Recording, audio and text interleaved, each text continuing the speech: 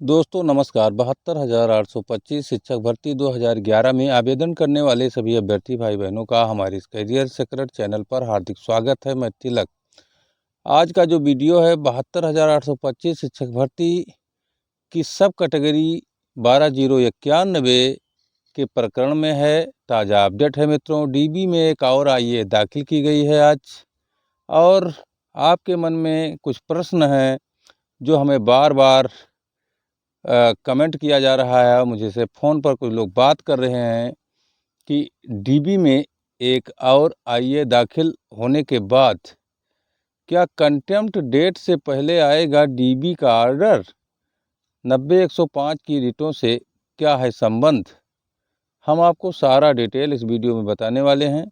आप हमारे चैनल को अधिक से अधिक संख्या में सब्सक्राइब कर दीजिए। वीडियो में अंत तक बने रहिए। मित्रों, जैसा कि आप जानते हैं कि सिंगल बेंच का जो ऑर्डर 12,091 की नियुक्ति और काउंसलिंग के लिए आया था, उसके खिलाफ सरकार डीबी में चली गई है। और जो लोग कहीं भी किसी भी बेंच में याची नहीं थे, वो लोग आईए के माध्यम से डबल बेंच में याची बने हैं।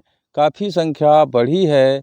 इसी क्रम में मनोज मौर्य ग्रुप ने एक और आईए आज डाल दिया है, सुरेंद्र सिंह आदर्श के नाम से। मित्रों, मैं आपको बता दूं कि यह आईए भी इम्प्लीमेंट हो जाएगी डबल बेंच में।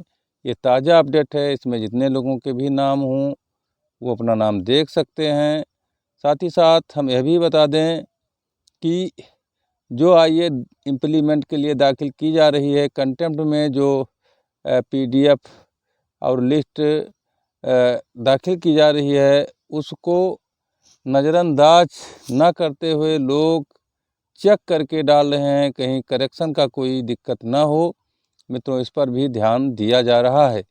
हम आपको बता दें कि इस समय जो लोग सिंगल बेंच में याची नहीं थे, उन लोगों को ज़्यादा दबाव है कि हम किसी तरह से डीबी में और कंटेम्प्ट में पहुंच करके याची बन जाएं, और याची बन करके और वो लाभ हम उठाएं जो लाभ सिंगल बेंच के याची थे। कहीं अगर पटिशनर बेनिफिट पर मामला बैठ जाता है तो कहीं हम वंचित ना हो जाएं। इसलिए इस समय पूरी पुरजोर कोशिश लोगों की है, और जो पैरवीकार हैं वो भी नहीं चूक रहे हैं। मित्रों, चूँकि अब डीबी में फाइनल बहस होने वाली है, उसके बावजूद लोग आईए के द्वारा इम्प्लीमेंट लोगों को कोर्ट में करा रहे हैं। और चूँकि आर्डर पूरे उस पर था, लिस्ट पर, इसलिए कोई भी कहीं भी इम्प्लीमेंट हो सकता है, कोई भी कंटेम्प्ट में याची बन सकता है। तो मित्रों, हम आपको बता दें, आज का ताज़ा अपडेट था। एक आईए सुरेंद्र सिंह एंड अदर्स के नाम से मनोज मौर्य ग्रुप द्वारा इसमें जोड़ा गया है।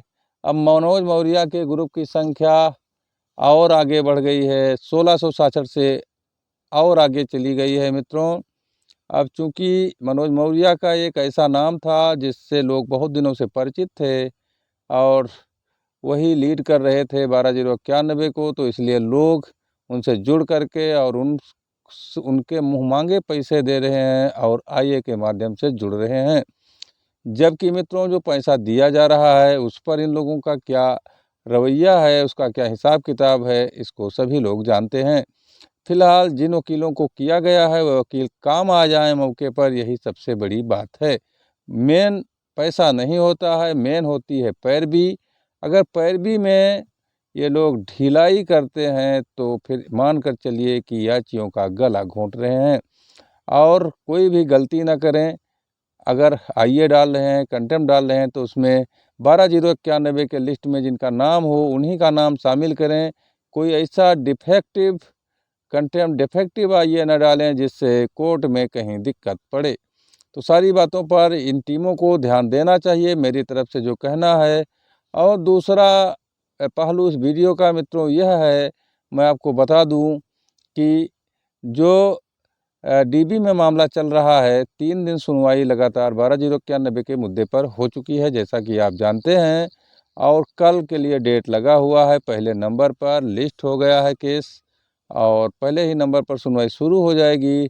अब ये सुनवाई कितना लंबी चलती है इसका अंदाज़ा तो कोर्ट में ही लगेगा, लेकिन जिस तरह से जज ने सरकार से जवाब मांगे हैं, इंस्ट्रक्शन मांगे हैं, उसके अनुसार अगर सरकार उसमें कुछ झमेला लेकर आती है तो बहस आगे भी चल सकती है और लंबी चल सकती है, एक आध दिन और डेट भी लग सकती है, क्योंकि सरकार का कोई ठिकाना नहीं है। सरकार भर्ती को फंसा कर रखना चाहती है मित्रों। इसलिए कटाव भर्ती नियम पर जो इंस्ट्रक्शन, जो जानकारी डबल बेंच द्वारा मांगी गई है माननीय अश्विनी कुमार मिश्रा की बेंच द्वारा, उस पर सरकार क्या लाती है, वहीं पर कोर्ट में पता चलेगा कि सरकार क्या लाई है। क्योंकि इसके पहले जो रिट दाखिल किया था उसमें जो वही पॉइंट थे, 19 मजबूत पॉइंट उसके अनुसार थे, जिस पर वो सरकार पूरी तरह बैकफुट पर चली गई है, एक भी उसकी नहीं चलने दिया है। 12/091 के सीनियर मोस्ट अधिवक्ताओं ने तो फिर एक बार जज ने सरकार को मौका दिया, हालांकि मौका नहीं दिया जाना चाहिए था, क्योंकि पूरी सुनवाई पूरी हो चुकी थी। कटाव के मुद्दे पर लिस्ट ही बता रही है कि हम कटाव से ऊपर हैं तत्समय जनपदों और उन जिलों में, तो फिर सरकार को समय नहीं देना चाहिए था। लेकिन माननीय जज हैं, उनके ऊपर कोई उंगली मित्रों नहीं उठा सकता। सरकार को एक बार फिर कुछ ना कुछ लाने के लिए कहा है। इसका मतलब अश्विनी कुमार मिश्रा कहीं ना कहीं सरकार का हल्का सा फेवर करते हुए जरूर नज़र आ रहे हैं मित्रों। उसका कारण यह है कि उस दिन जब तीसरे दिन सुनवाई समाप्त हुई थी, वहीं आर्डर को रिजर्व कर लिया जाना चाहिए था। सरकार के पास कुछ बचा नहीं था। अब एक बार फिर सरकार को मौका देना, कहीं ना कहीं सिंगल बेंच का जो न्याय मिला है, परमादेश जो सुप्रीम कोर्ट से मिला है, उसके ऊपर एक तरह से माननीय जज महोदय का पूरी तरह से उसका पालन न करने का संकेत दिखाई दे रहा है। लेकिन फिलहाल क्या करेंगे, सरकार क्या लाती है, सरकार को उन्होंने क्यों मौका दिया है, विधिक प्रश्न है। इस पर ज़्यादा चर्चा हम नहीं करना चाह रहे हैं मित्रों। लेकिन यात्रियों की धड़कनें बढ़ी हुई हैं, उन्हें बहुत लंबा और झलाऊ बहस की अब ज़रूरत नहीं है। बार बार जीते हैं और आगे भी जीतेंगे, लेकिन माननीय डबल बेंच को अब इस मामले को जल्द से जल्द निपटा देना चाहिए और लोगों को न्याय देना चाहिए, उनके मूल अधिकार की रक्षा करना चाहिए मित्रों।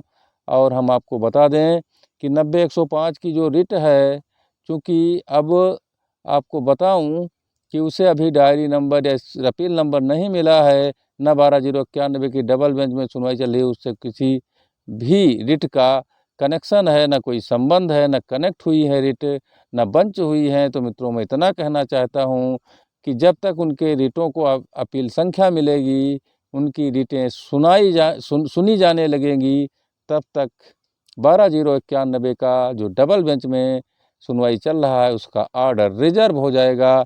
यानी 90/105 का कनेक्शन इससे कहीं कहीं दूर तक अब दिखाई नहीं देता है। जो लोग डरे थे इससे, उनको अब राहत मिल चुकी है मित्रों। धन्यवाद।